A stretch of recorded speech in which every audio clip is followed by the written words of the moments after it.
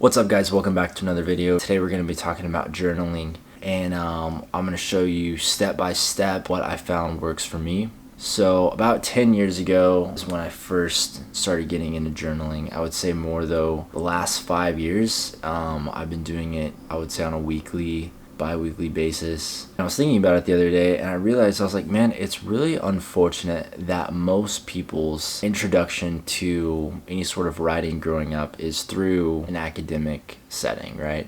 It's like we've literally spent our entire teenage years, even into our early 20s, writing for something that is going to be read by someone else. And not only that, it's going to be graded by someone else. And so we've grown up in a setting that has conditioned us to, in a way, perform, right? And so you have a teacher that looks at it, examines it, makes corrections, things like that. And so you grow up with your foundation of writing completely, centered around education rather than your inner work. So it's going to be important for you to release any expectation that you have towards the outcome of what you think you should be writing, how it should be written. You need to treat journaling the same way that you would treat something like meditation, where you don't have any expectation tied to the outcome. Write for the writer. Don't write for the reader, thinking that, somewhere down the road that somebody's going to find what you've written and then it's going to be read aloud in some cathedral somewhere. Don't have that mindset. This is just for you and exclusively for you.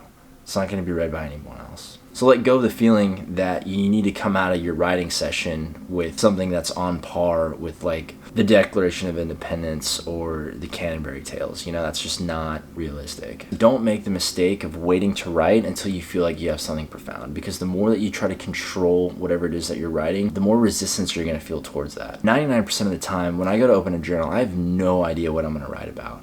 Make a habit of opening up your journal and worry about what you're going to write about later. The contents of your writing will always be secondary to the act of showing up. So the question then is, why do we journal? I want to squash the lie that journaling is reserved for women only. What I've seen in this space is like there's just this weird connotation that journaling is like some sort of like feminine hobby. Like it's not masculine if like a guy does it. But I just want to say this like right now. Alexander the Great, Seneca, Marcus Aurelius, incredible men from our past, all have kept very detailed, not just journals, but like diaries, recollections of their past, their experiences, their day-to-day life. So the point I'm trying to get at is this is an advantageous act of self-care that is applicable to both men and women. All right, and so now I want to share with you basically 3 different ways that I journal. So the first one is gratitude journaling, and I encourage you to actually not think big here. Think small. Think about those little things in life, like a good cup of coffee, watching Rihanna at the halftime show, or watering your plants on a Sunday afternoon. There's a lot of good things, small things to be thankful for. This is like the best way to prime your brain, especially first thing in the morning. So I keep my gratitude journal like right next to my bed. First thing when I do want to wake up, jot down like 10 things that I feel thankful for. That is going to put you ahead of the person that wakes up and the first thing they do is roll over and check their notifications. The second is what I call mindfulness journaling. The idea here is to allow yourself to reflect and just be as honest as possible with what you're thinking, what you're feeling, and to really get into the nitty-gritty details of why you feel certain things, why you think certain things, and it's just a really good way to take inventory. Mindfulness journaling it allows you to just peel back those layers, because you start asking yourself those questions. Why did I feel this way? Okay, I felt this way because of this. Well, what prompted me to feel this way whenever this happened? I actually encourage you, when you're first starting out with this, don't try to solve your problems. Instead, let your focal point just be as honest as possible. Because here's the truth, man. Lying to yourself when you go to look in the mirror and you're saying all these positive affirmations over yourself, that stuff doesn't work. Maybe it does after you do it like 1,000 times and you finally just brainwash yourself into believing that you're this or that. But to be honest, that seems a little bit delusional to me.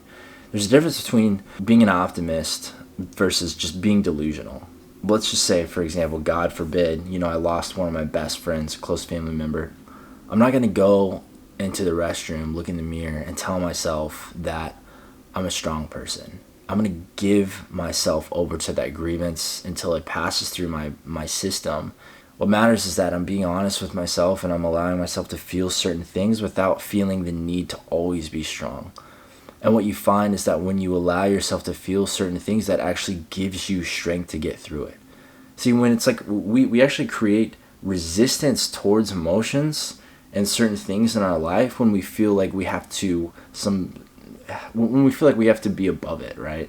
Nobody's above sadness. Nobody's above feeling angry or rage. It's like, feel these things, man. Because when you feel them and when you choose to act despite those emotions, that's when the real breakthrough happens. It's like you're not going to get breakthrough pretending to be happy all the time. It doesn't work like that. This type of journaling allows you the space to be human, whether it's good or bad. The goal is to decondition yourself by letting go of the expectations that you have surrounding what you think you should feel and how far along you should be in life by now and how many accomplishments you have. It's like, just get rid of that inner chatter and just be.